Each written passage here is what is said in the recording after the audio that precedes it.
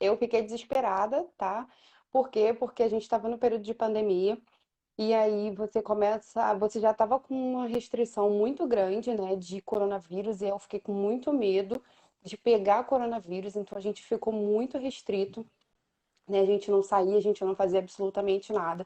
E aí nós pensamos muito quando ela fosse nascer, porque quando a gente descobriu, a gente falou, e agora, né? Começamos a pesquisar e tudo mais. E quando fosse nascer, aí quando eu comecei a conversar com as mães, e a gente começou a ver como que funcionava, que não era só três pontinhos na hora que ela nascesse.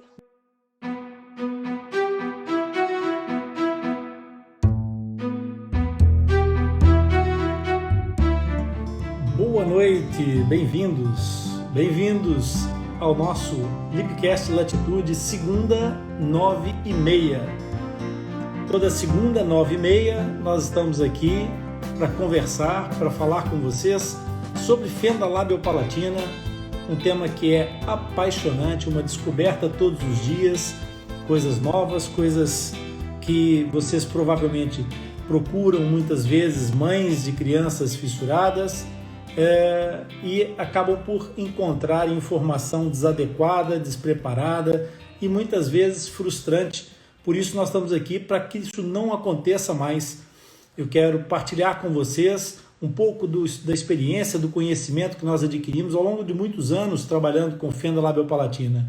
E hoje nós vamos dar continuidade ao trabalho de partilha que nós estamos a fazer de mães de crianças fissuradas que vem aqui compartilhar a sua experiência, contar como é que aconteceram as coisas com elas e fazer com que esses mitos, essas barreiras, esses obstáculos que muitas vezes parecem intransponíveis, vocês acabem por perceber que afinal é possível superá-los, é possível ir mais além. Bem-vinda, Rafael. Obrigada, Rony. Muito obrigado pela sua disponibilidade, pela sua gentileza, amabilidade de vir conversar conosco. Olá, Gabriela, bem-vinda, boa noite. Boa noite, obrigada. Boa noite, gente. Muito obrigado às duas, muito obrigado por vocês terem vindo. Eu já tive aqui a falar um pouquinho com a Rafaela, enquanto a Gabriela entrava, e agradecer às duas essa disponibilidade, essa gentileza de vir partilhar com as outras mamães que estão começando a jornada, que estão começando agora essa caminhada. É uma grande maratona, ao contrário do que acho que foi a Rafaela que pensou que era só uns pontinhos e que depois ficava tudo bem. A gente vai conversar sobre esses pontinhos. São alguns pontinhos, mas é mais na horizontal e são 3. É uma reticência, não é? Mas é isso. É importante que as pessoas venham descobrir que, mesmo não sendo só uns pontinhos, que sejam umas reticências, essas reticências podem significar o começo de muitas alegrias e um processo de desafios que vai ser bastante longo, que vai ser bastante exigente, certamente, mas que tem uma linha de meta com um sorriso aberto e sem aberturas lá no final. Por isso, eu acho que essa experiência, essa troca de experiências entre vocês, mães, a gente já viu isso nas outras semanas que nós fizemos lives com as mães, acaba sempre por trazer muitos benefícios. Então, eu quero que vocês todos que estão aqui presentes conheçam as minhas duas convidadas de hoje, a Rafaele Borges, que é mãe da Lívia, que é uma garotinha de 3 meses, quase feitos, né, Rafael? Ainda não chegou, pois não? Isso. Tá quase. Vai fazer dia 28. 3 meses, vai fazer dia 28, que tem uma fenda do grupo 2 bilateral, ou seja, uma fenda do grupo 2 significa que apanhou o lábio bilateralmente, sendo que um dos lábios, a fissura não é completa, mas é uma fenda bilateral, embora seja incompleta de um dos lados no lábio e completa no palato. E no caso, ao seu lado, a Gabriele Nascimento, com 2 L's, por favor, se inscreverem aí nos comentários. Rony é com W e Y. Eu sempre fazia isso na escola. Exatamente. Muito bem, Gabriele. A Gabriele Nascimento, que é mãe do Gustavo. O Gustavo também tem uma fenda do grupo 2, também, uma fenda bilateral, e portanto, apanha os dois lados do lábio e o céu da boca completo. O Gustavo está com quantos meses? 3 meses. 3 meses. Isso significa dizer que vocês tenham em atenção uma coisa muito importante, é que nós temos duas mães que tiveram uma gestação e um parto durante um período muito especial, não é? Durante um período de restrições provocadas pelo problema sanitário que afetou o mundo inteiro. Uhum. E me chamou a atenção no briefing que a gente fez, quando vocês disseram que o desafio de ser mãe já é um desafio, por si só um desafio. Ser mãe de um bebê fissurado aumenta a fasquia de certa forma. Ser mãe de um bebê fissurado durante um período de confinamento, eu acho que ainda coloca a fasquia um pouco mais acima. Será? O que vocês podem contar para as mães que eventualmente agora estão prestes a ter os seus bebês, porque vocês duas tiveram o diagnóstico antes do parto? Por isso, Sim. vamos tentar falar para as mães que já sabem também e que podem estar preocupadas nesse momento. Quer ir? Força. Pode falar? Pode. Então tá. Eu fiquei desesperada, tá? Por quê? Porque a gente estava no período de pandemia e aí você já estava com uma restrição muito grande, né, de coronavírus e eu fiquei com muito medo de pegar coronavírus, então a gente ficou muito restrito. Né? A gente não saía, a gente não fazia absolutamente nada. E aí nós pensamos muito quando ela fosse nascer, porque quando a gente descobriu, a gente falou, e agora, né? Começamos a pesquisar e tudo mais. E quando fosse nascer, aí quando eu comecei a conversar com as mães, e a gente começou a ver como que funcionava, que não era só 3 pontinhos na hora que ela nascesse. E aí, cirurgias estavam todas atrasadas, as mães não estavam podendo ir no hospital, e aí, até mesmo no parto, né? Quando eu tive, para poder ir, precisava fazer PCR, e estava com uma restrição muito grande, né? E pode não parecer, a ausência da família naquele momento é muito importante, porque o que aconteceu? A gente não podia receber visitas. Acredito que a Gabi deve ter sido a mesma coisa. Sim. Eu recebi, tá, da minha mãe foi, minha sogra foi, meu pai também foi, mas o bebê não podia ninguém ver. Então você ainda tem todo um fator psicológico. Então na É. pandemia foi bem ruim. Gabriele. Então, quando descobri com 20 semanas, né, na morfológica, não foi uma descoberta muito agradável para mim, porque além da fissura, né, ele tinha outras malformações, né? Além da fissura, o que mais me impactava era a cardiopatia, que falava que era muito importante, que era uma coisa séria. E me falaram que quando ele saísse, né, da cesárea, ele poderia fazer cirurgia dependendo do coraçãozinho dele. Eu falei assim, gente, já assim? O bebê sai, já faz a cirurgia da boca? Foi essa informação que me deram no hospital. Quer dizer, nem no hospital eles dão uma informação certa, né? E eu não fiz igual a Rafaela, eu não entrei em nenhum grupo, não fiz nada, porque o Google me deu umas informações muito assustadoras, muito fora da nossa realidade, né? E aí eu não comecei, eu falei assim, eu vou ver como vai ser quando nascer.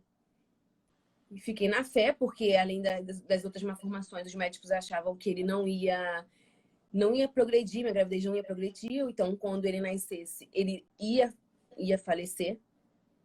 Então, a gestação foi muito turbulenta, sabe? Não foi uma coisa tranquila, não me passaram muita paz, não. Então, foi mais ou menos isso. E também em questão da UTI, né? O Gustavo ficou 21 dias na UTI. Realmente é uma coisa muito, muito ruim para o nosso psicológico de mãe, de estar ali sozinha. Sozinha não, né? Tem um pai, mas mesmo assim, a gente está ali sozinhos, sofrendo sozinhos, não tendo ninguém ali para nos amparar, nos abraçar, né? Que seja familiar. Mas ali Aquela eu troca, conheci... não é? Aquela troca, exatamente. Mas ali eu conheci outras mães e tudo mais, trocou experiência, mas é mais ou menos isso, entendeu? A minha história não foi fácil, foi difícil, mas agora que eu conhecendo outras mães, o grupo, e me aprofundando mais pelo assunto, está sendo uma coisa bem mais fácil, está sendo mais aquele alívio, né, no coração, aquele luto que falam, então tá passando, e não é fácil, não vou falar que é coisa fácil, não é? É difícil, mas a gente vai aprendendo no dia a dia e cada mãe vai dando força uma para outra, e é assim que a gente está indo. É importante nós sempre trazermos essa palavra de fé, de esperança para Sim, todas as mães, e explicar algumas coisas que às vezes a emoção pode conturbar o entendimento.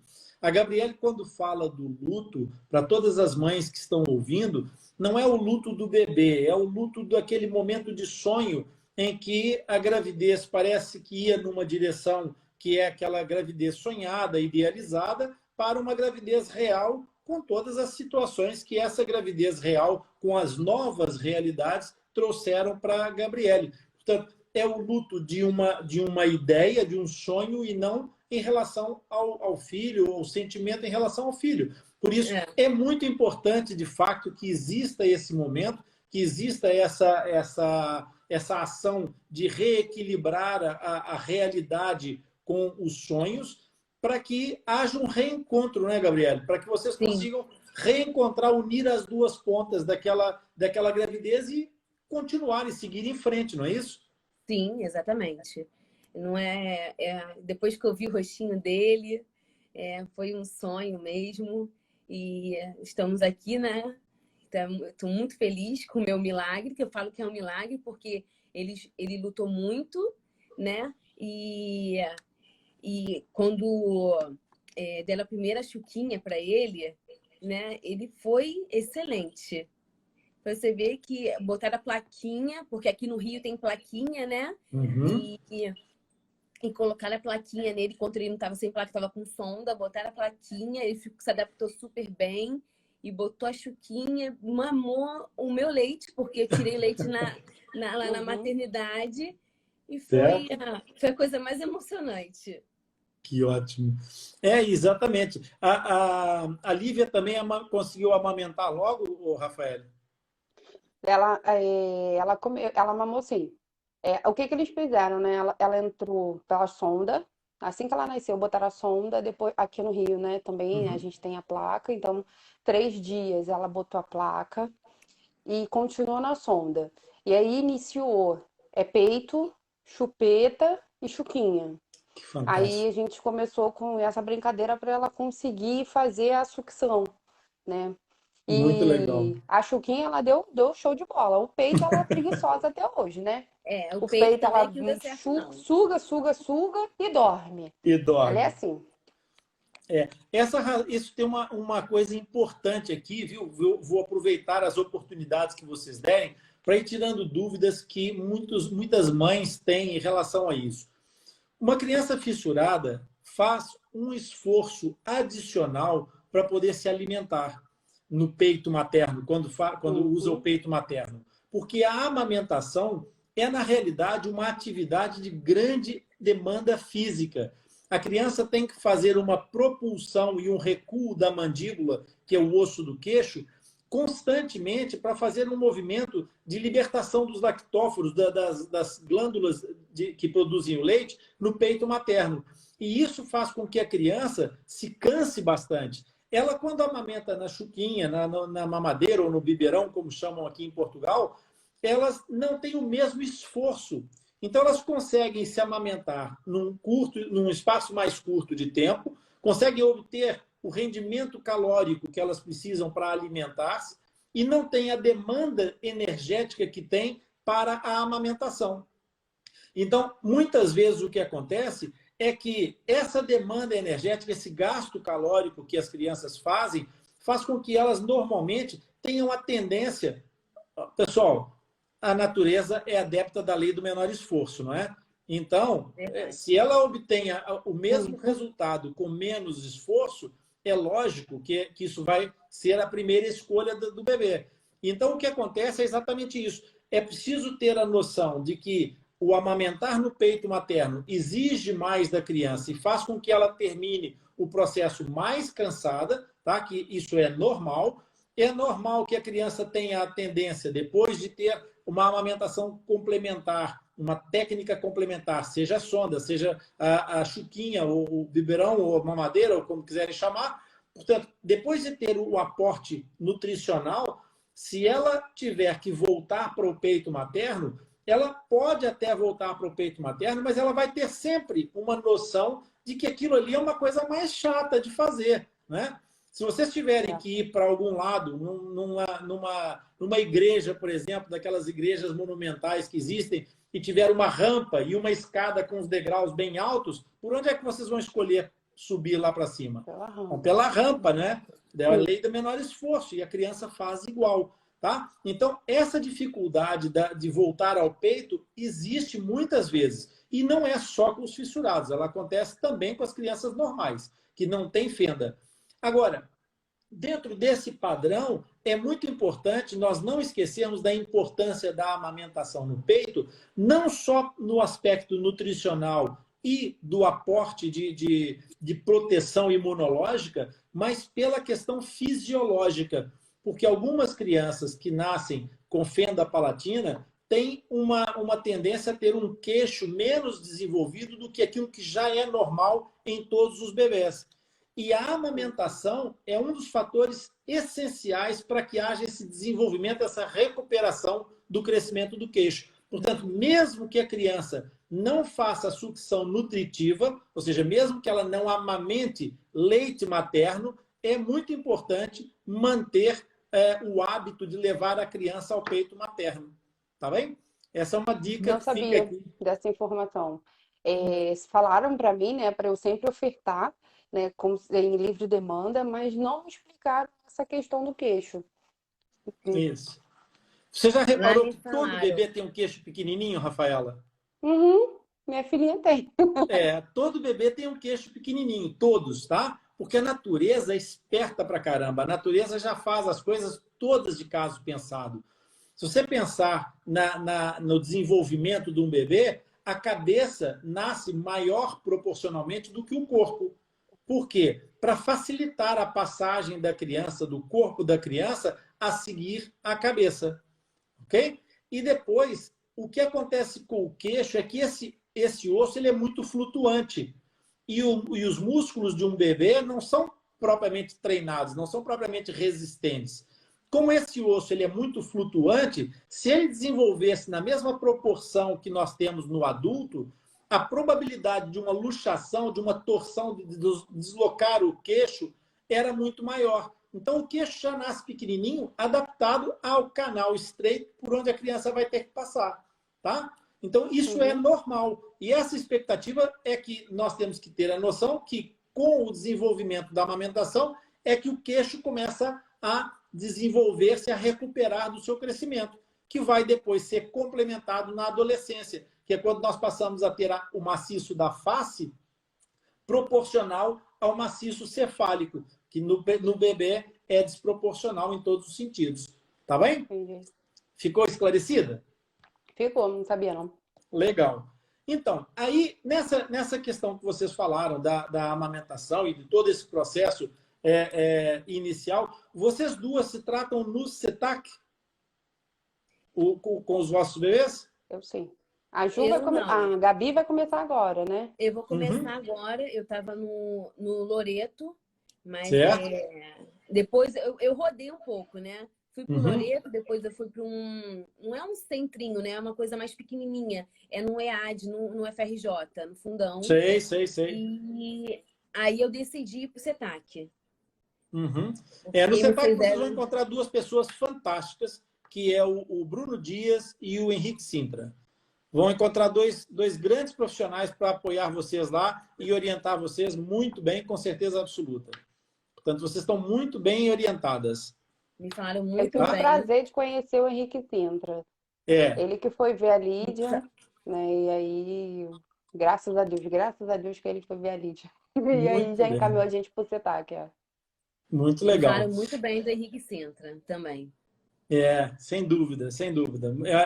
A gente tem ótimas referências, inclusive a gente tem feito algum trabalho em combinação, porque nós trabalhamos, como eu falei com vocês, o Atlas Zipcast tem uma abrangência para todos os países de língua oficial portuguesa e a gente tem um contato bem próximo. O Bruno Dias, que é ortodontista e que é cirurgião maxilofacial, ele também já participou aqui de congressos que a gente organizou e a gente tem um contato bastante próximo e eu tenho a certeza que vocês estão muito bem orientadas, muito bem encaminhadas, tá? Portanto, é um alento legal para vocês saber que tem profissionais que são realmente com reconhecimento e com reconhecimento à distância, né?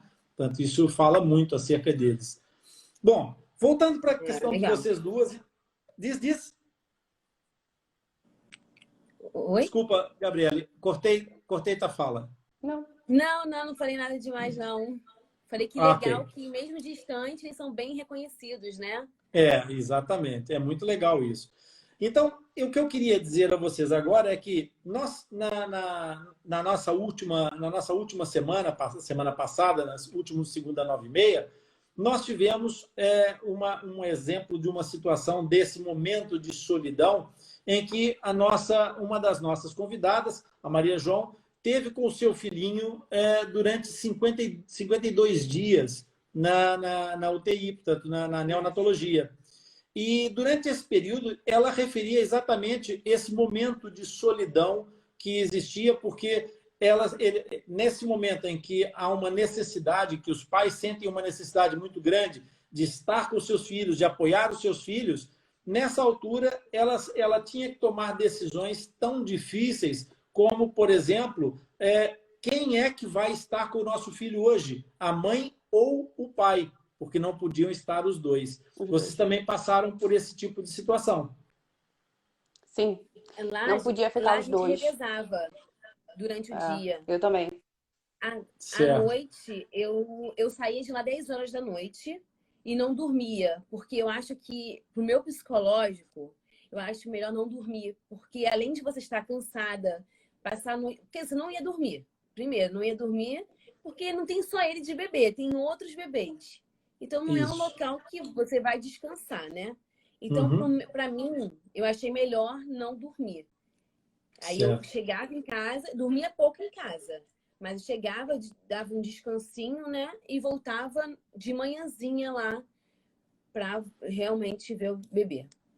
Certo. Eu não podia ficar, não. Eu não podia ficar até 10 horas, não. A Lídia ficou 11 dias.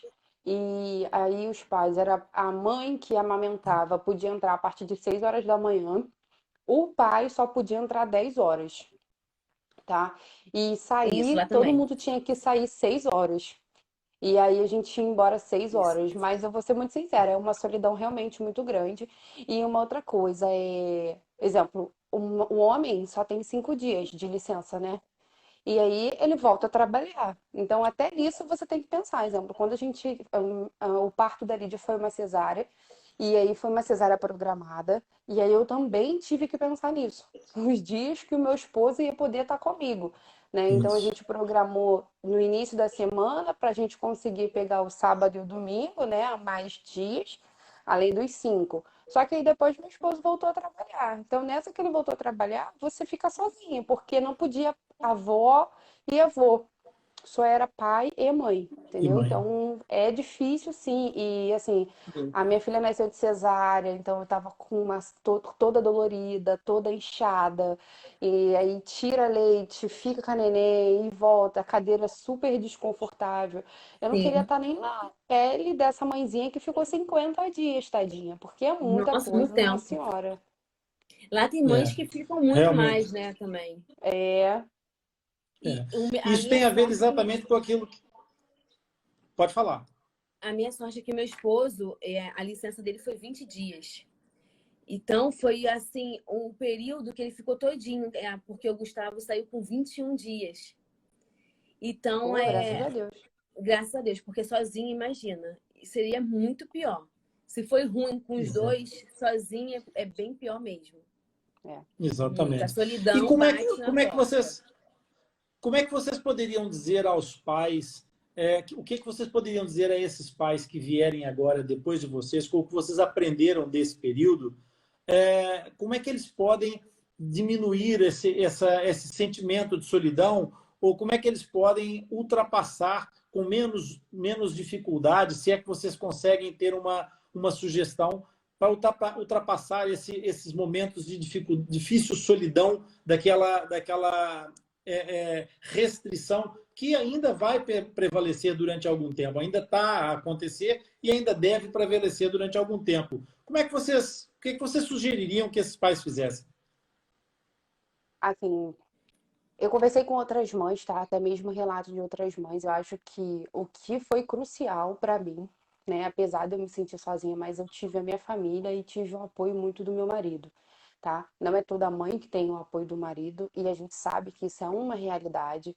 Então, independente da má formação que tem, quando se descobre que o bebê não tá bem, não são todos os casais que ficam juntos. E uma outra coisa é a família. Então, assim, para que você não se sinta tão sozinho, sabe? Abra, porque você vai criar seu filho. Seu filho é normal como qualquer outra criança. Isso. Vai subir, vai descer, vai fazer bagunça. Então não se prenda a essa questão dos três pontinhos, tá? Abra para sua família, né? Conversa com as pessoas, mesmo porque a gente não sabe todas as informações. Eu tenho 32 anos, eu achei que tinha conhecimento sobre o que era fissura e eu descobri que não tinha, tá? Quando a minha filha veio a ter, eu descobri que o que eu sabia não era nada, né? E eu sou muito nova, então você pode ter pessoas na sua família que vai te ajudar, pode ter amigo que vai te indicar. A gente precisa de todo o esforço, sabe? Toda a ajuda. Aquela pessoa que pegue água para você, ela tá te ajudando, tá te tirando da solidão. Aquela pessoa que pega teu chinelo, sabe? Qualquer coisa que você fala assim, ah, não preciso disso. Precisa sim, tá? Precisa sim. Então, se for dar um conselho aqui, o conselho que eu dou é abra para sua família, divida com seu esposo, deixa ele participar. Porque quando a mulher acaba de ter o neném, é muita coisa em cima da mulher, muita coisa que a mulher carrega de psicológico, de hormônios, de sensação, de tudo. E a gente também fica naquela, parecendo que você é leoa, sabe? Que você não quer deixar ninguém, você fica Isso. nisso. Não, não faça isso. Então, assim, divida, né? Aproveita os seus 5 dias, se for 20 dias, melhor ainda, mas divida com seu esposo, divida com as pessoas próximas a você. Se a pessoa te ama, vai amar o seu filho também. O filho dos dois, né? E esse aspecto que vocês Exatamente. falaram é muito importante, porque chama a atenção para uma questão que é essencial e que eu já fiz muitas lives, inclusive com crianças que já não são crianças, com os meus bebês, que agora já são homens e mulheres, e médicos e enfermeiros e etc. E eles são todos unânimes em referir exatamente a importância da família, a importância dessa estrutura familiar. E aquilo que a Rafael fala aqui é muito, muito sério. Nós falamos isso, inclusive, num dos episódios do nosso podcast, que é exatamente o fato de que, num determinado momento em que se tem a notícia, há uma tendência de aproximação muito grande do casal, não é? E quando as coisas, a realidade começa a bater a porta e quando é necessário fazer um movimento mais exigente, mais diferente, em que, como a Rafael citou no nosso briefing, eu vou partilhar um pouquinho disso aqui com as pessoas que nos estão a ouvir, os hormônios das mulheres estão nessa altura completamente a saltar, a pular por todos os lados. E as pessoas têm, obviamente, uma sensibilidade diferente, uma reatividade diferente, e os maridos têm que ter esse conhecimento e essa percepção, porque é muito importante que o casal se una nesta causa, que o casal Sim. se mantenha integrado e co-participante. Uma das primeiras entrevistas que eu fiz no Atlas Deepcast foi exatamente com um indivíduo que é uma mente brilhante, um tipo fantástico, chamado Cari Melo. e ele falava exatamente sobre o protagonismo, que a seu tempo todos são protagonistas. Não é? A mãe é protagonista durante a gestação, mas isso não tira o protagonismo, nem coloca o pai em antagonismo. Pelo contrário, é o coprotagonismo, porque a seguir, como a Rafaela citou e muito bem, aquela pessoa que chega ao chinelo na beirada da cama, que te traz um copo d'água, ela é o protagonista daquele momento. Todos têm o seu momento de protagonismo. E é muito importante saber respeitar essa sucessão dos protagonismos, a sucessão dos momentos. Também fazendo aqui um pouco do briefing, um pouco mais público, não é? A Gabriele referia que teve o seu momento Lioa, como a Rafaela citou. A Gabriele dizia: eu é que vou fazer, eu é que vou tratar desse assunto, porque se depois eu chegar em casa, como é que eu vou resolver o problema sozinha? E esse é um outro ponto importante, é que muitas vezes as orientações são dadas e as pessoas se esquecem que uma coisa é ouvir falar e outra coisa é fazer. Porque ouvir a explicação é sempre muito mais simples do que concretizar em atitudes essa reação.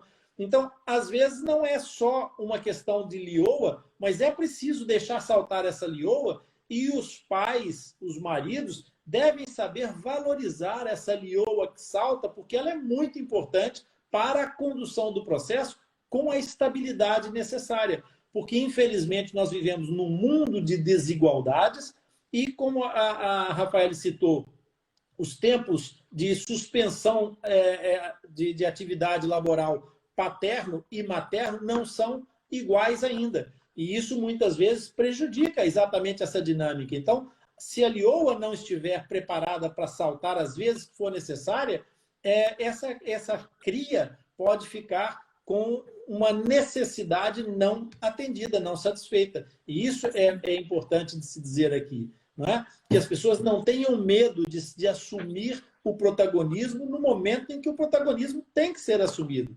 Um navio não pode ficar sem comandante. Não é verdade? E chora, né? Não tem vergonha de chorar também, porque às vezes a gente fica com aquela vergonha, né? De Isso. chorar, não se abra Chora. com seu esposo ou com alguém. Faça amizades também, lá na UTI tem muitas mães, então conversa, às vezes a gente até ria. No momento triste, a gente ria, porque às vezes as amizades né, que a gente forma lá na UTI acaba dando leveza a um momento de desespero, né? E também lembrando, né, que diagnóstico não é destino. Então, isso mesmo. Diagnóstico não é destino. Então, não fique triste, não se desespere, porque se a gente também ter fé, tudo vai dar certo. Tudo vai dar certo. Gabriele, eu tenho o hábito de tomar como minhas algumas frases que ouço. Acabaste de me pôr com os pelos do braço todo em pé com essa tua palavra. Diagnóstico não é destino. Não é. Eu vou me apropriar dessa tua frase, porque ela é absolutamente brilhante. Tá? Não é minha, é de uma amiga que falou para mim isso. Olha que legal, tá vendo? Já passou para frente. O Cari Melo me disse uma coisa que relevância é tudo aquilo que resolve um problema ou que sana uma dor. Então, é exatamente isso aí. Essas amizades são amizades relevantes. E é disso que as pessoas precisam nesses momentos. Tá? E diagnóstico não é destino. E o pessoal que está aqui, que se lembre sempre, que nunca se esqueça que fenda labiopalatina não é uma patologia, não é uma doença. É uma condição, uma malformação congênita. E eu achei maravilhoso quando a Gabriele também no nosso briefing me disse assim, eu no princípio estava cheio de medo, com muito pânico, porque havia uma cardiopatia associada à malformação da face, mas de repente eu percebi que o meu filho é normal, que o Gustavo é normal. Isso é absolutamente fantástico, porque é exatamente isso.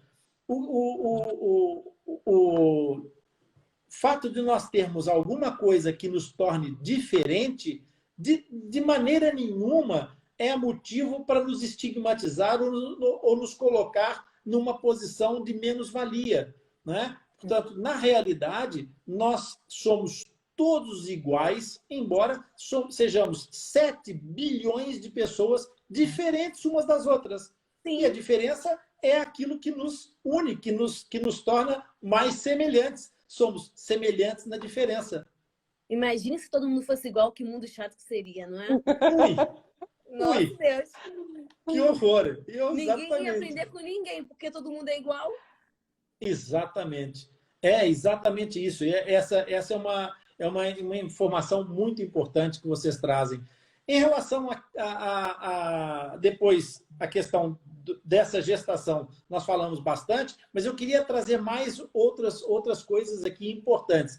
Depois, quando vocês tiveram os bebês, que já passaram por aquela fase do choque do primeiro impacto, não é? Portanto, aquele primeiro impacto do diagnóstico, vou ter um filho com uma fenda, uma malformação congênita, o luto daquele sonho idealizado.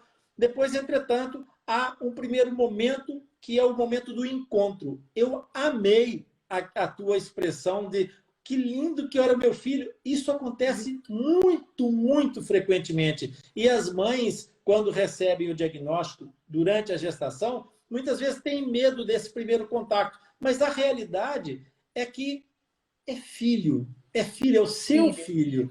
Então, quando você olha para o seu filho a primeira vez, eu acho que não dá tempo de haver esse impacto de desmotivação, porque eu acho que a paixão assolapa. Não, será que eu tô?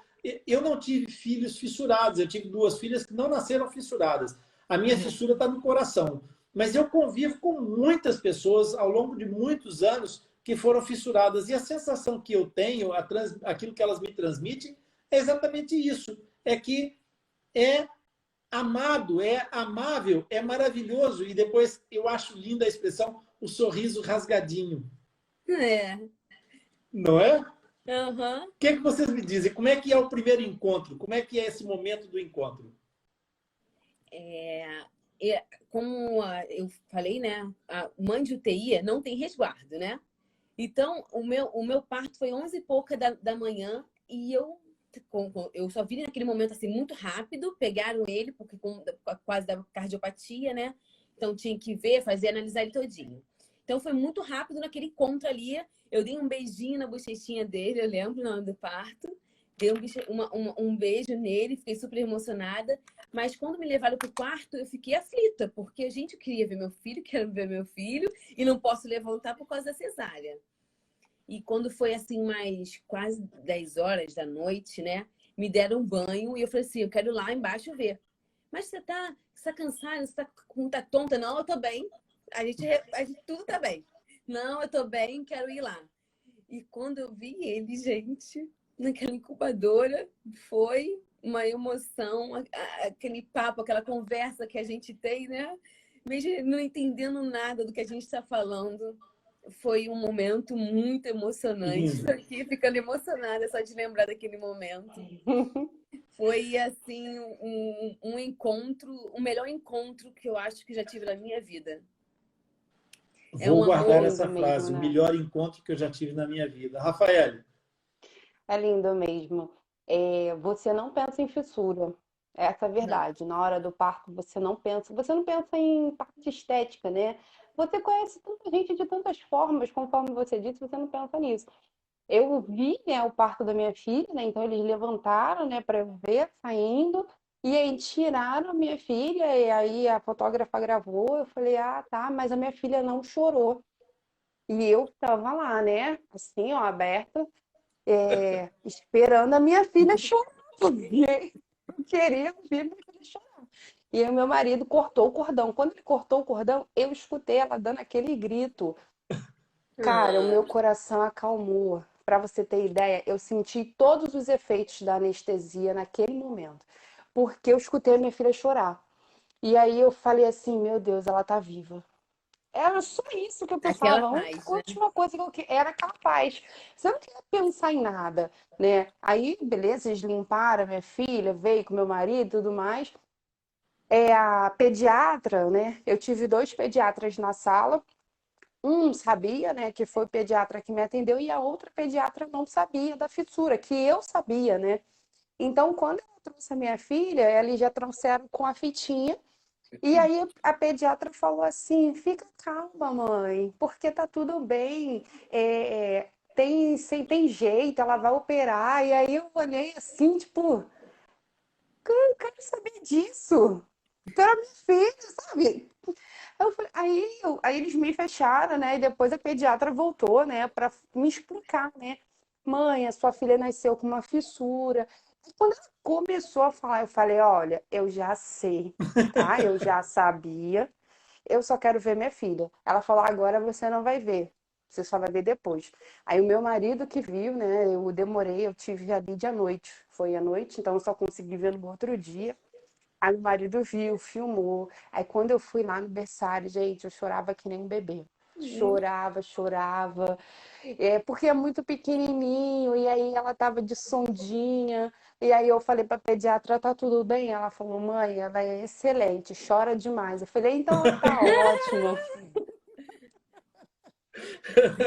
Foi assim, é uma paz muito grande, sabe? Você não Chorar é pensa muito mesmo. Eu não sei bom. nem se tem mãe que realmente pensa. Acho que você só quer saber se teu filho tá vivo.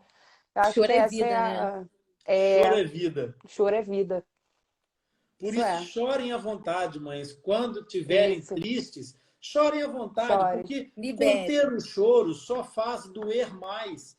Porque há uma máxima que eu já ouvi em algum lugar, e eu gosto muito de trazer as coisas que eu aprendo para partilhar com as pessoas, é que a gente tem que procurar partilhar ao máximo todos os aprendizados da vida, todas as situações.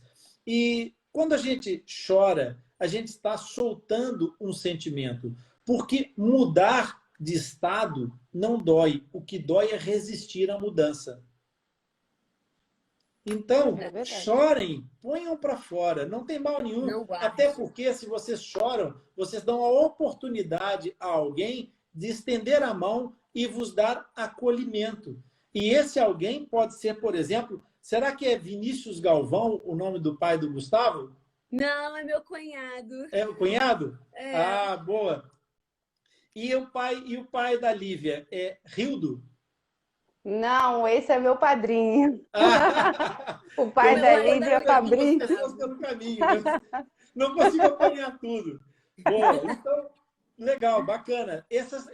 Todas essas pessoas que podem chegar ao chinelo, que podem chegar ao copo d'água, são todas elas muito importantes, seja de onde vier, né? E isso é essencial. Portanto, quando der vontade, chorem, como a Lívia chorou. E chorar faz exatamente isso, dá essa liberdade de se manifestar para que possa ser acolhida, para que vocês possam ser acolhidas, para que as pessoas percebam de fato se essa pessoa que está ali precisa de um momento, de um afeto, de um carinho, ou até, eventualmente, só de um ouvido, de um ombro para Sim. chorar, Um não é? abraço, né?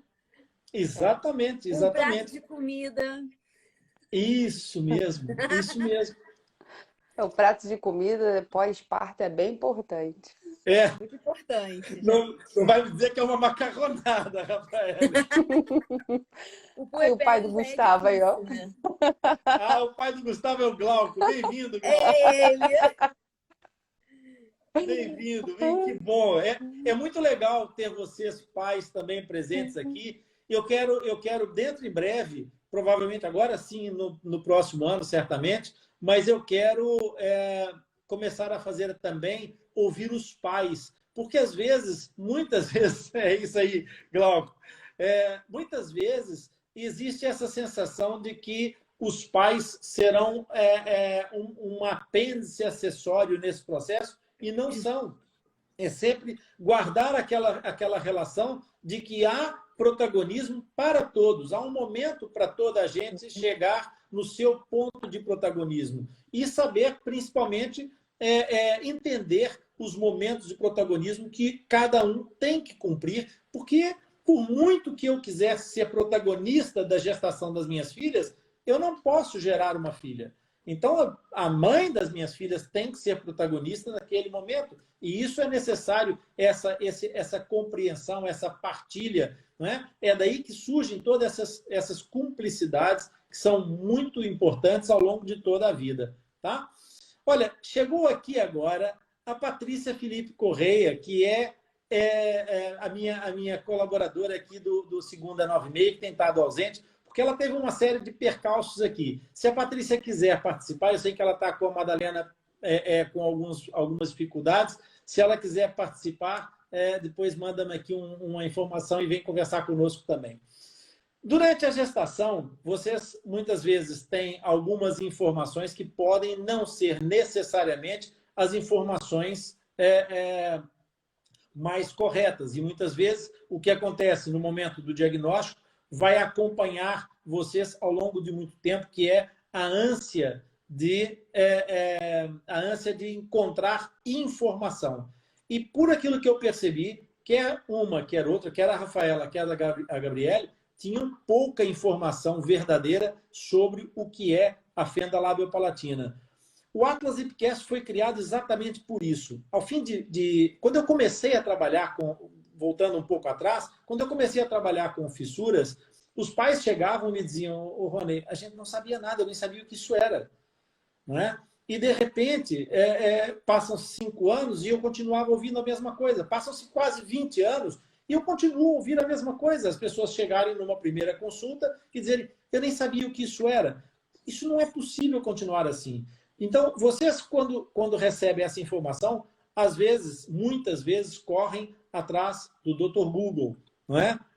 E acabam por ter uma experiência que nem sempre é explicativa ou elucidativa. Muitas vezes acaba por ser mais desinformativa, porque não é possível filtrar o que está certo e o que está errado, o que é bom e o que é mal.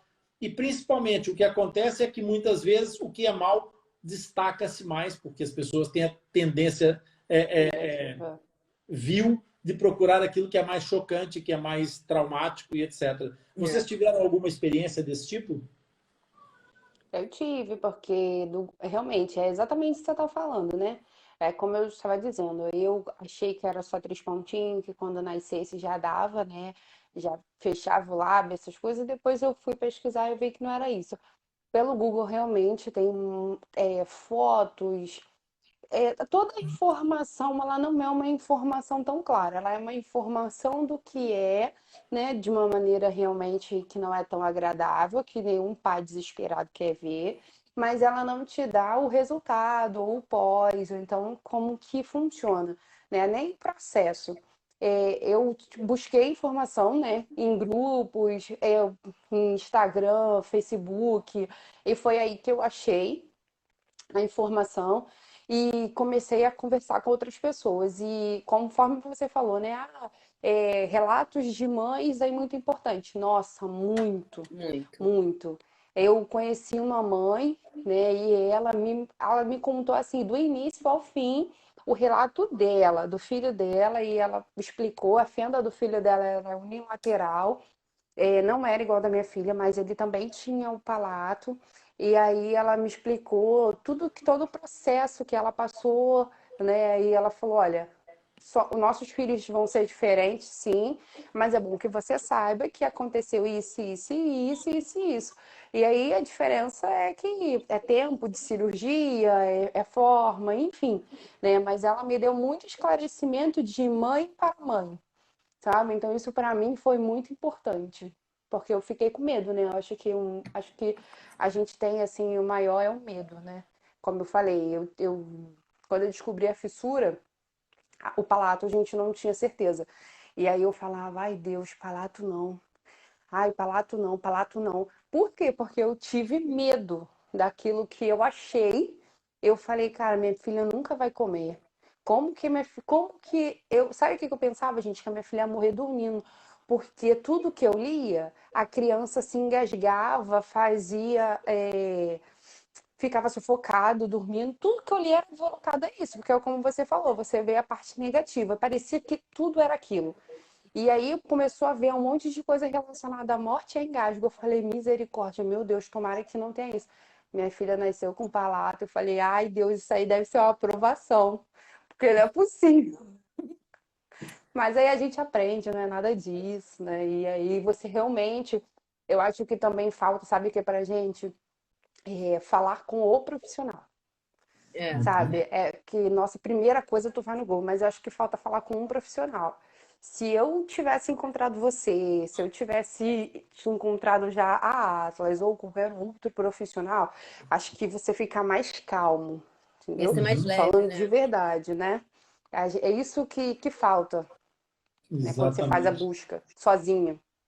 Também acho que falta os profissionais da saúde, né, saberem mais do assunto, porque às vezes acabam informando coisas pra gente que não existe. Igual pra mim, falou, quando acabar a cirurgia, quando acabar a cesárea, ou dependendo do coraçãozinho dele como está, vai operar ele. Eu, nossa, é tão rápido assim? Entendeu? E não é assim tão rápido. Entendeu? Eu Claro. também não sabia que existia plaquinha, não sabia. E também, Uhum. agora que eu soube que não existia em alguns estados, não existe, acho que só que no Uhum. Rio, não é? É no Rio? Não é só no Rio, não. Acho que é em Isso São tem a ver Tem com Paulo. vários. protocolos. O Centrinho de Bauru, por exemplo, já teve uma altura que usou, depois deixou de empregar as plaquinhas, agora tem voltado a utilizar novamente. Isso tem a ver com direcionamento de pesquisas que vão se desenvolvendo ao longo do tempo, e cada centro de tratamento ele tem as suas diretrizes, porque essas diretrizes chamam-se protocolo. Tá? O Hum, protocolo é um conjunto de técnicas e procedimentos que determina como e quando é que se vai implementar determinados tipos de intervenções e tratamentos. Isso aqui é um protocolo, no fim das contas.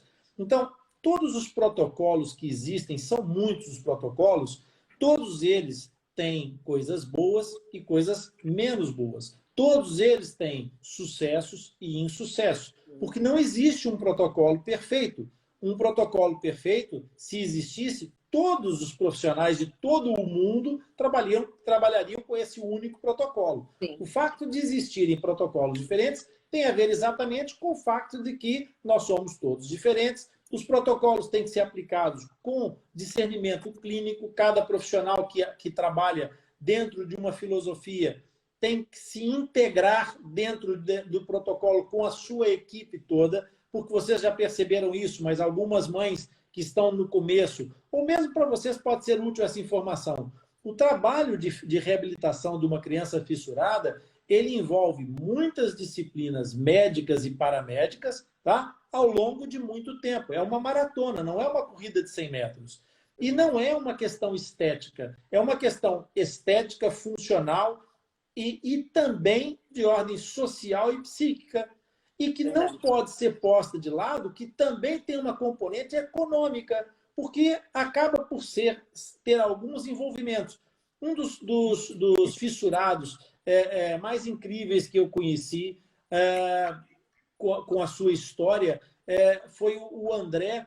O André, ele é da Bahia, e ele tinha que fazer quilômetros, centenas de quilômetros, para fazer terapia da fala todos os dias.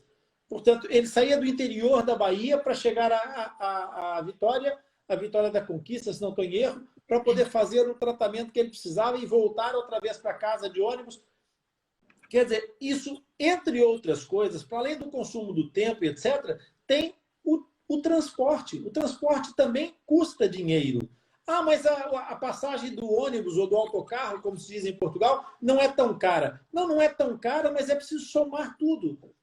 Não é uma terapia que é feita, são várias terapias. Então, todas essas componentes, é preciso que a gente tenha isso em mente. É um conjunto de coisas. Então, para que vocês percebam isso, protocolo é exatamente esse conjunto de tratamentos e terapias que são empregues com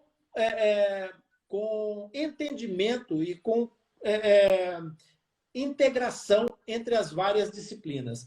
E então o que acontece é que a plaquinha, em concreto, para a obturação do palato, ela tem uma série de objetivos que alguns protocolos valorizam mais e outros protocolos valorizam menos, porque estão a pensar noutro tipo de ação. Então, tudo depende da abordagem da equipe. O que é importante que os pais saibam é o seguinte: protocolo é igual receita de bolo.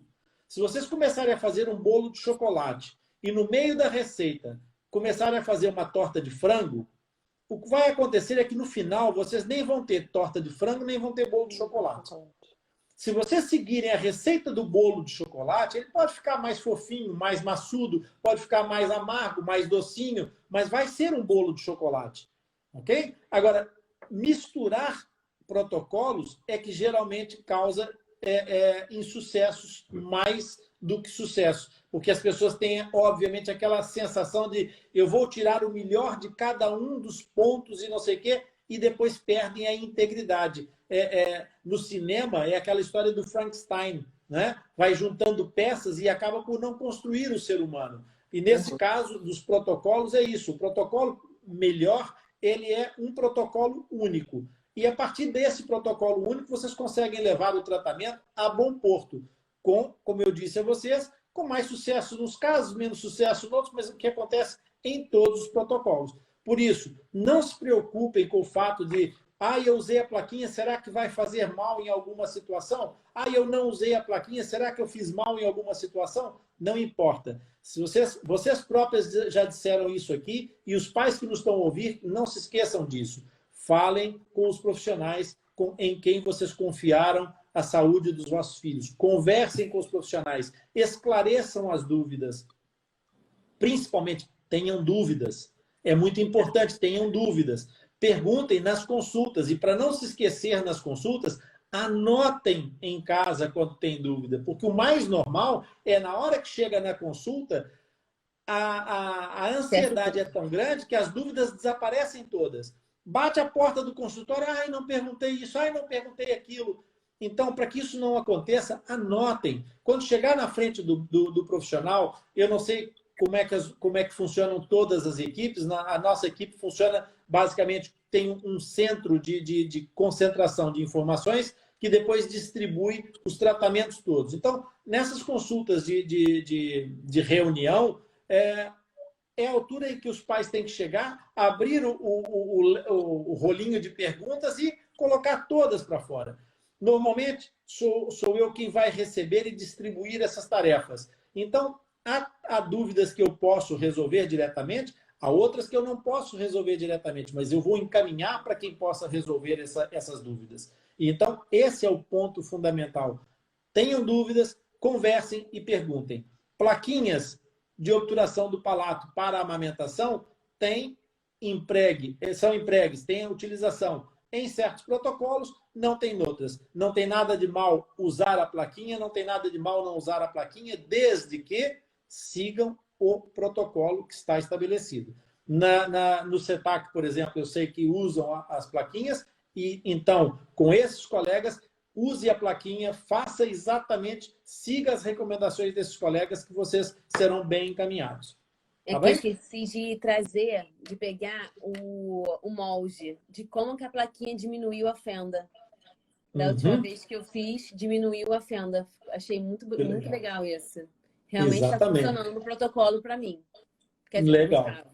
Exatamente. Para mim também. Me tira uma dúvida, Rony. A questão do enxerto ósseo, independente do protocolo, tá? O enxerto ósseo, na questão do palato aberto, ele é sempre utilizado? Então, esse é um primeiro mito muito importante, ainda bem que você levantou essa questão, Rafael. Enxerto ósseo não é para o palato. Palato é o céu da boca, é aquela abóboda, não é? Que nós encontramos quando levamos a língua para cima. O enxerto ósseo ele é realizado no rebordo alveolar, na zona do alvéolo. Ele acaba por entrar um pouco na zona do palato, sim, mas o objetivo não é fazer o teto do céu da boca, tá? Essa reconstrução ela é feita só em tecido mole pela palatoplastia.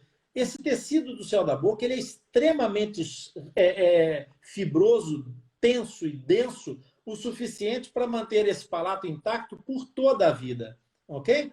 Então, para isso, olha que linda! A Laura é uma das nossas mães que esteve aqui conosco a semana passada. Só fazer aqui um parênteses, a Laura está com o seu filho internado à espera de umas decisões importantes e passou aqui para deixar um olá. Muito obrigado, Laura.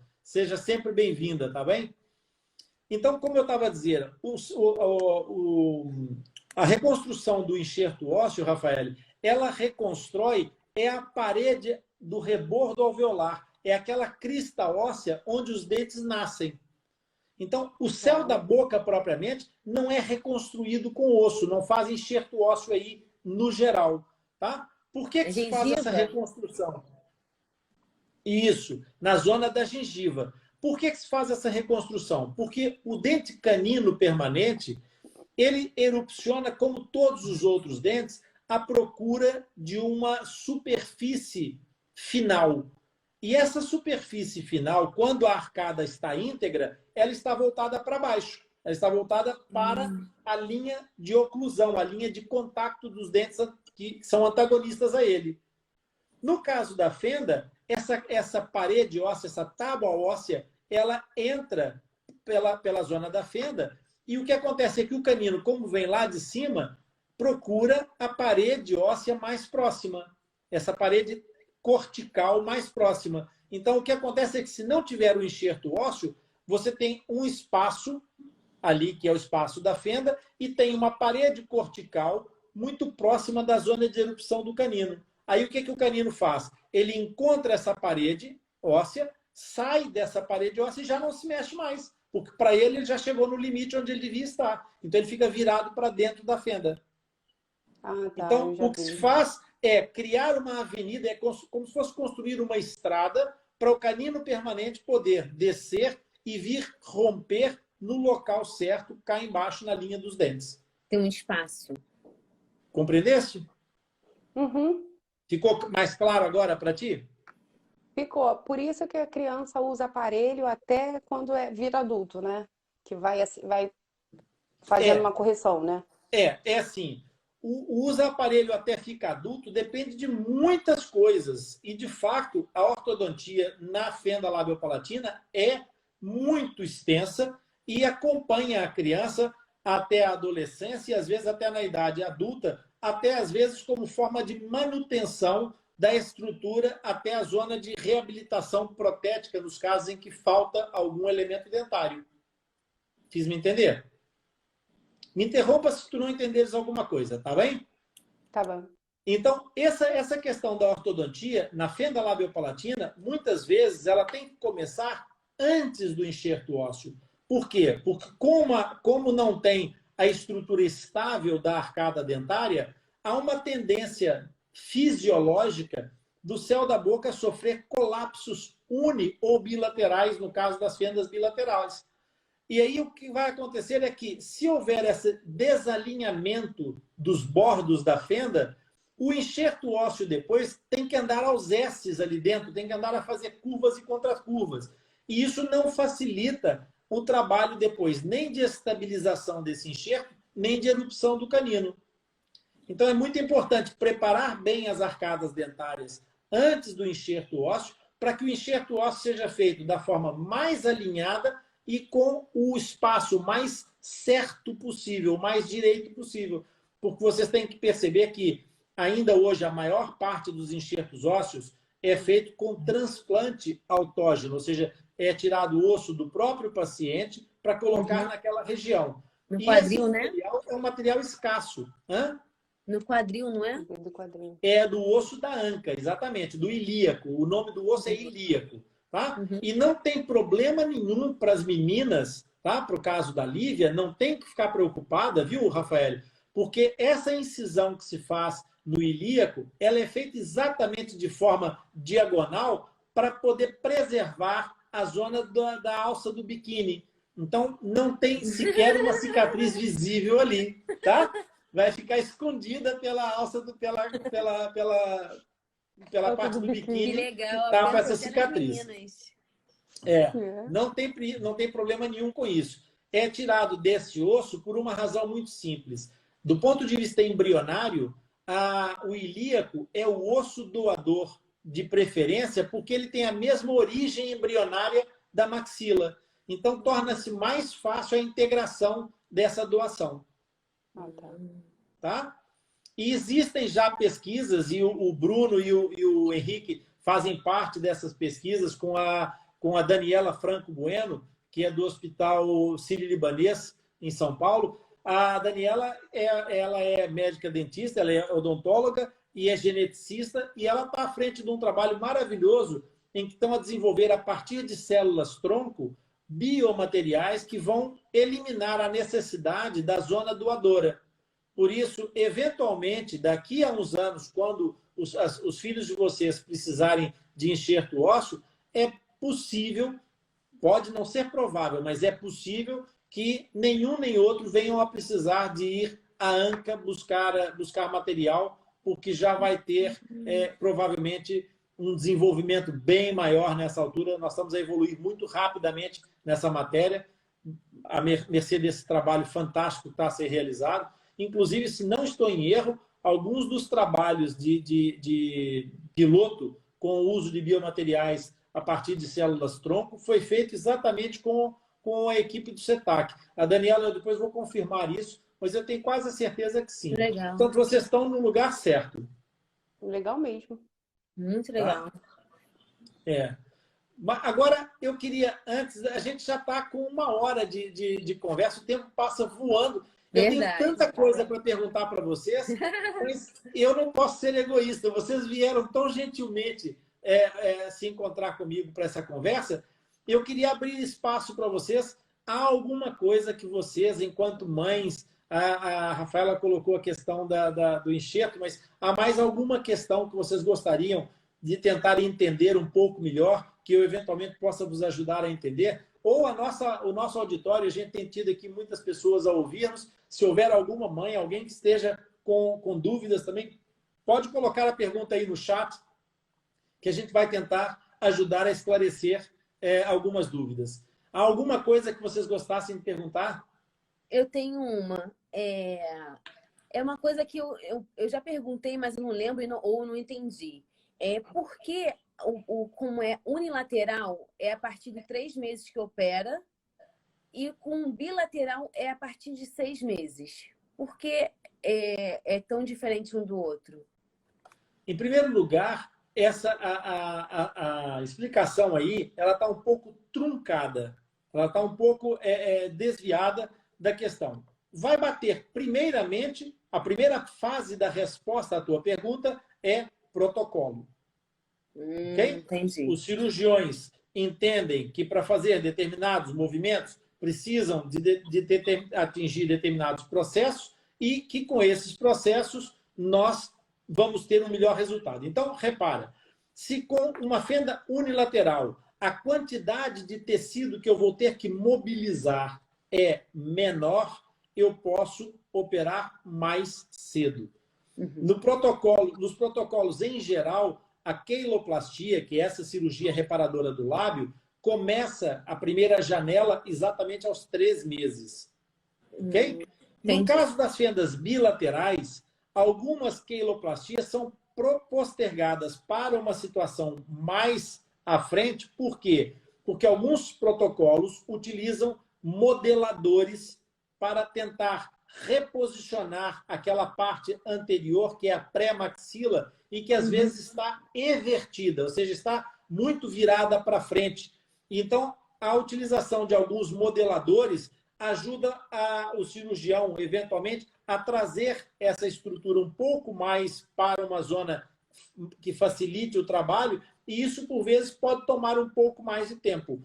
Essa é uma das visões que pode acontecer, mas não é necessariamente sempre assim. Como eu disse a vocês, em medicina, nem sempre, nem nunca. Ok? Não há essas duas palavras.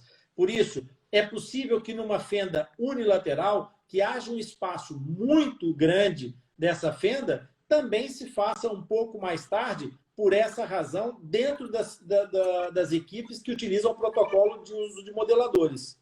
Tá? Nas equipes que não usam os modeladores, a ausência dos modeladores não justifica a alteração do tempo, do timing de entrada cirúrgica.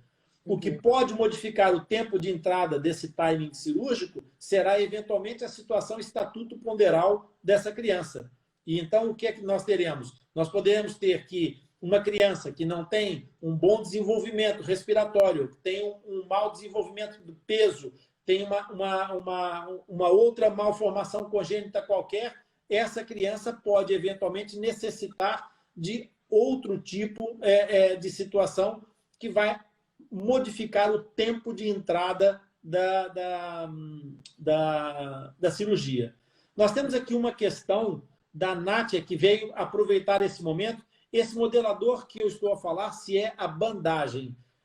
O modelador pode sim ser a bandagem, Nátia, e não só, pode ser também a própria plaquinha que faz a elevação do ósseo nasal e que, ao puxar essa cartilagem, promove também um abatimento da estrutura lateral dos bordos da fenda. Portanto, existem algumas técnicas para fazer essa modelação, mas sim, a bandagem e os elásticos, os fios elásticos podem funcionar como modeladores dessa fenda. Não é sempre, nem nunca, e como eu disse a vocês, tudo dependerá, e é muito importante que vocês esclareçam isso com a equipe que vai tratar o filho.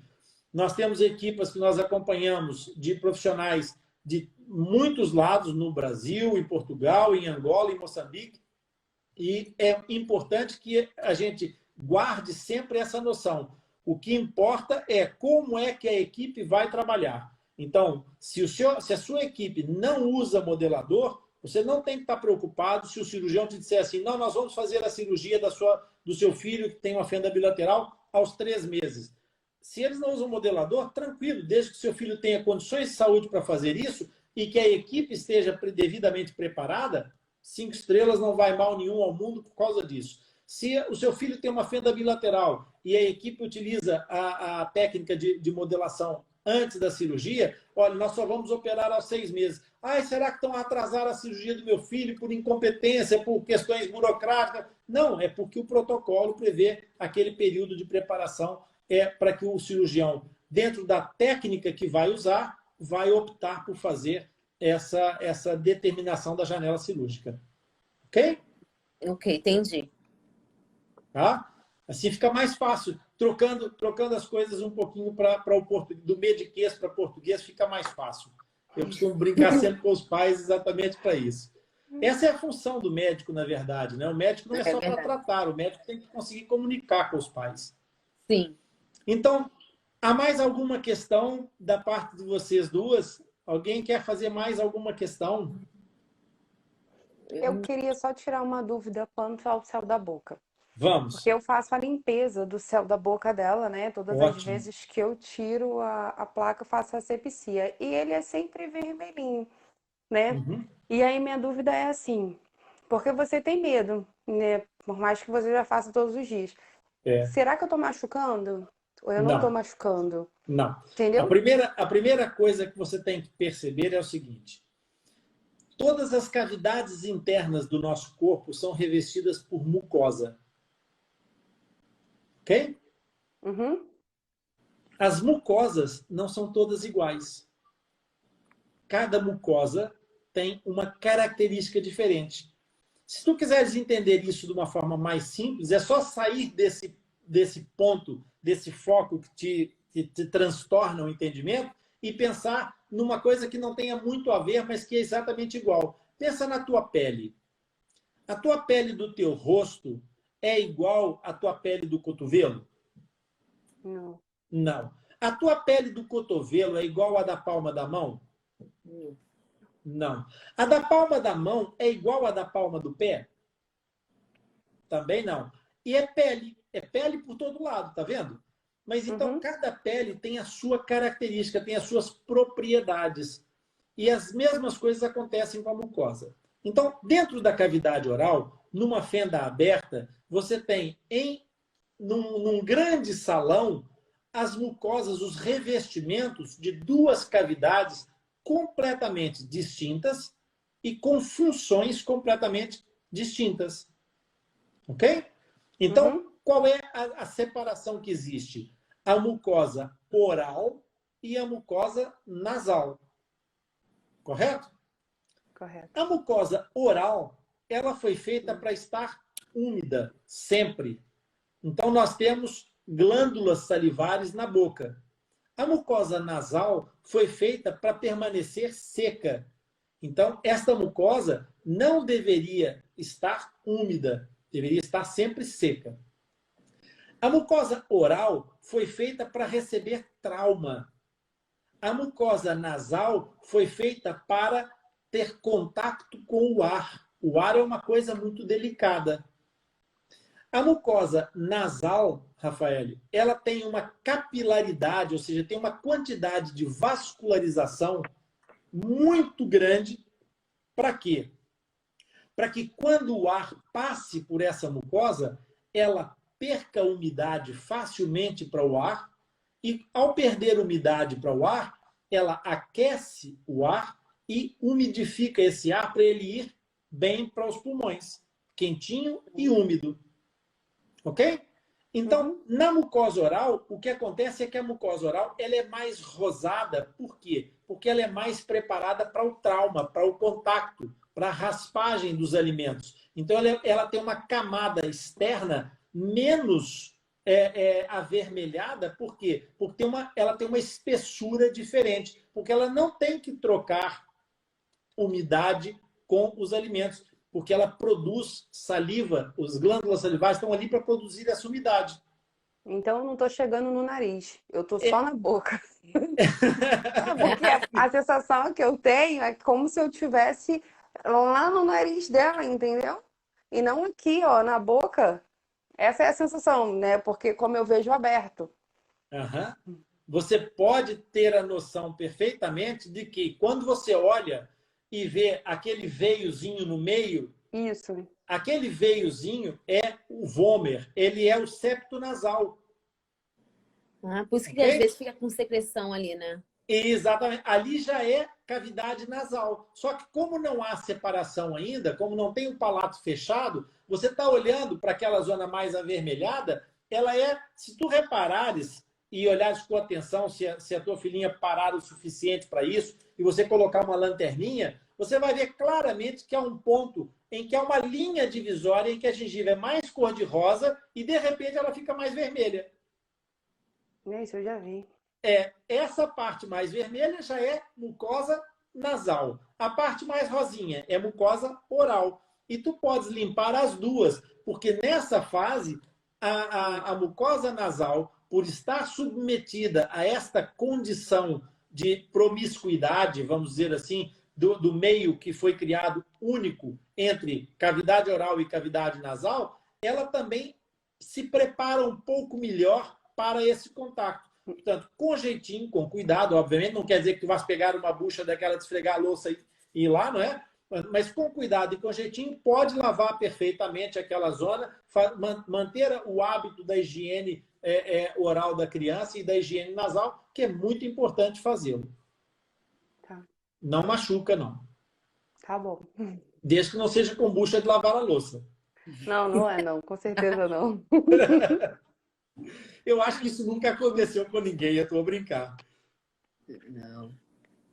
Bom, pessoal, nós teríamos aqui assunto para muito mais. O que eu vou vos dizer é o seguinte: eu tenho uma imensa gratidão por aquilo que vocês fizeram hoje, um reconhecimento enorme. Vocês são todos uns heróis e heroínas, são gente de uma generosidade imensa, tamanha. Então, eu queria que vocês tivessem a noção de que o Atlas Lipcast é exatamente para isso, para nós nos unirmos todos em prol dessa informação que precisa chegar a muito mais pessoas.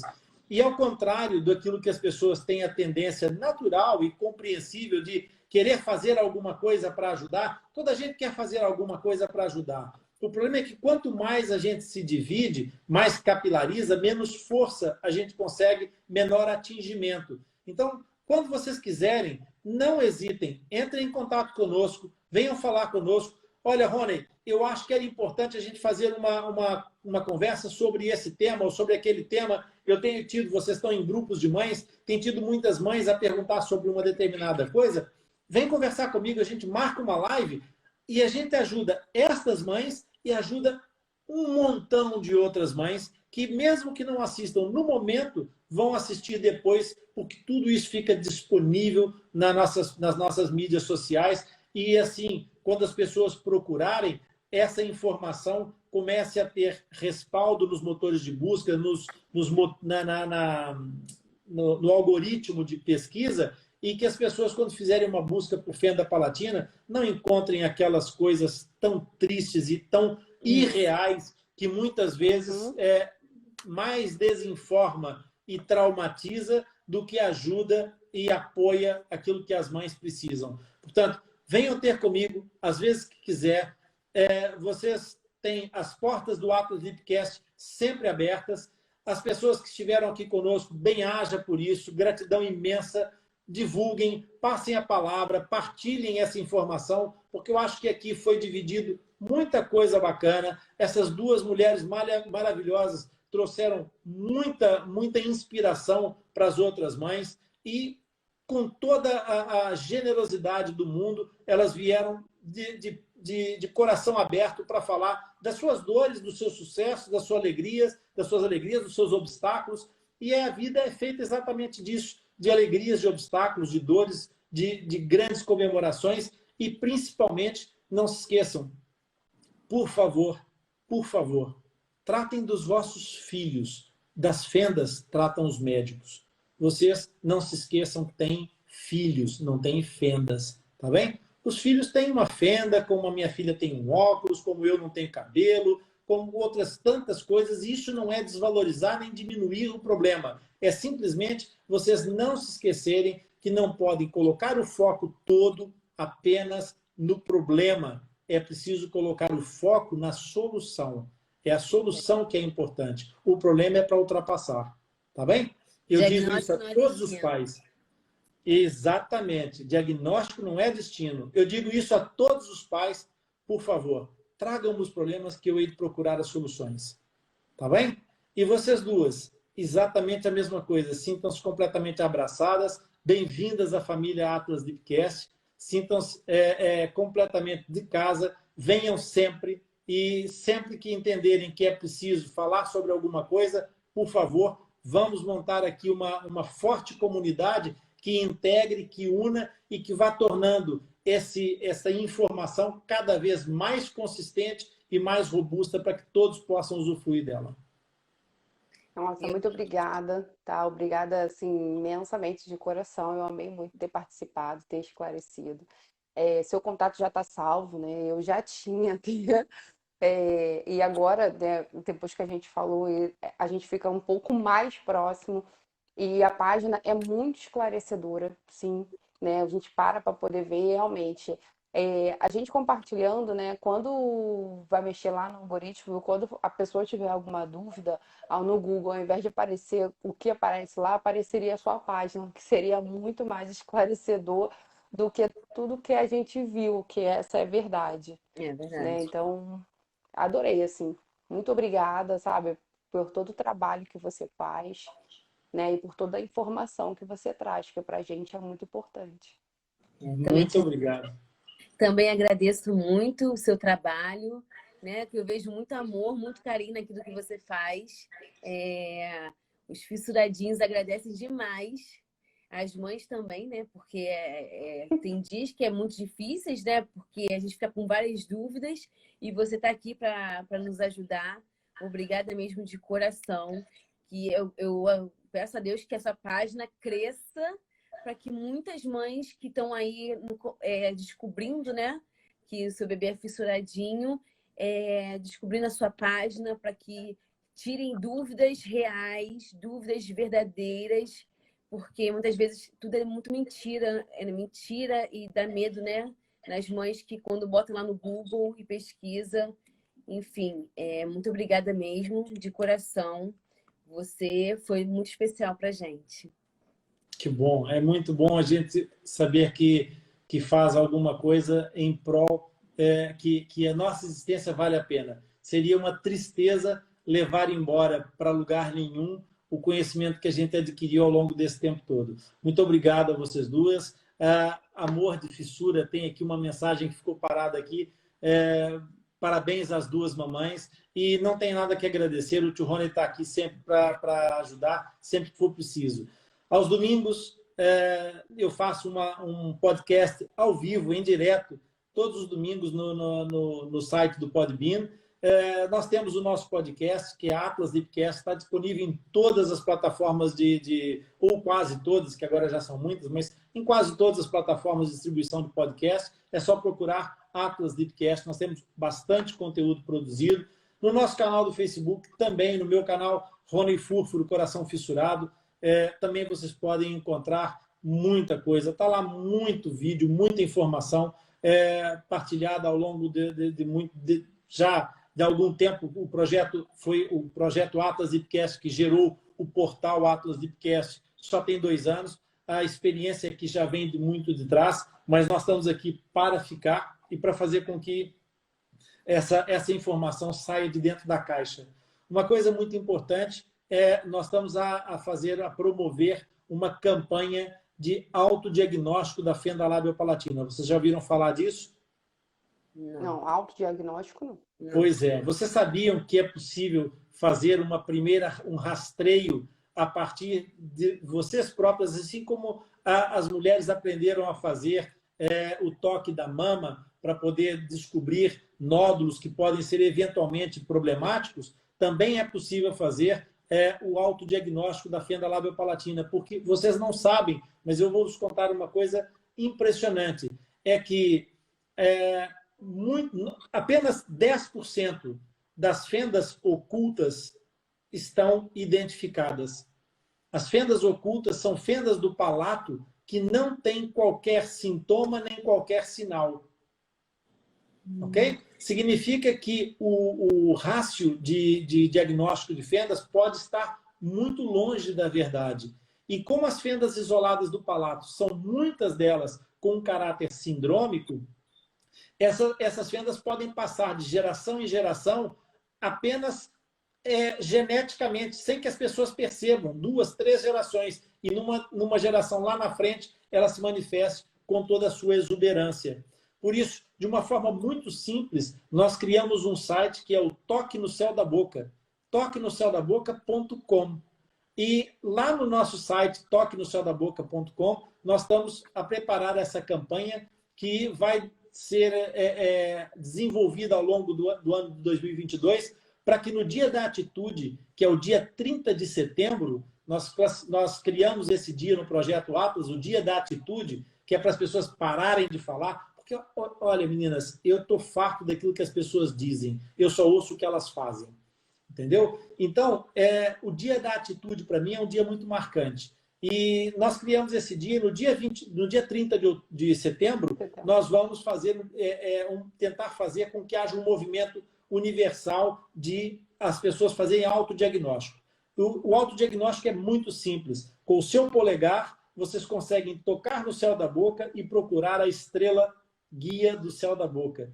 Quem não tiver a ponta da estrela no fundo do céu da boca tem potencial de ter fenda palatina.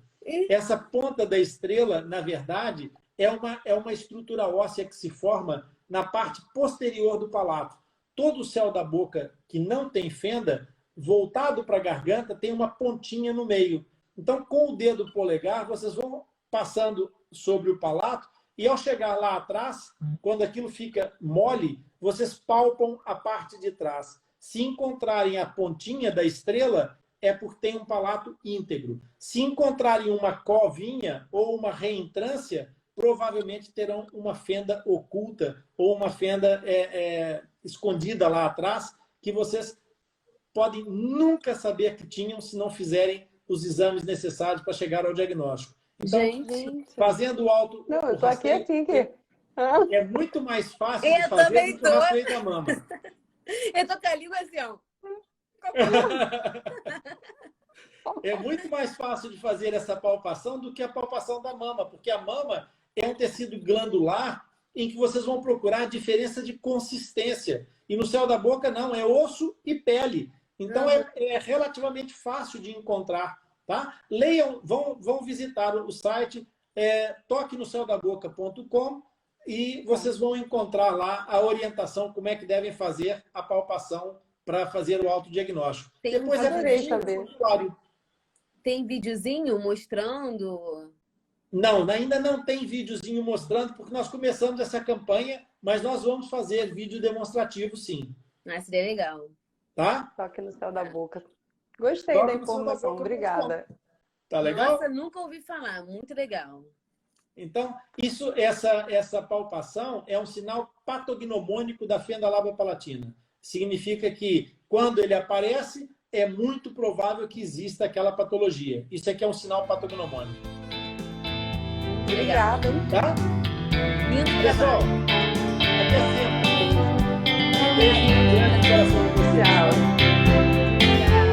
Valeu, obrigado. É aqui, no ponto de encontro dos amigos do LIP, que nós falamos sobre o tema da fenda labiopalatina de uma forma bem simples e descomplicada.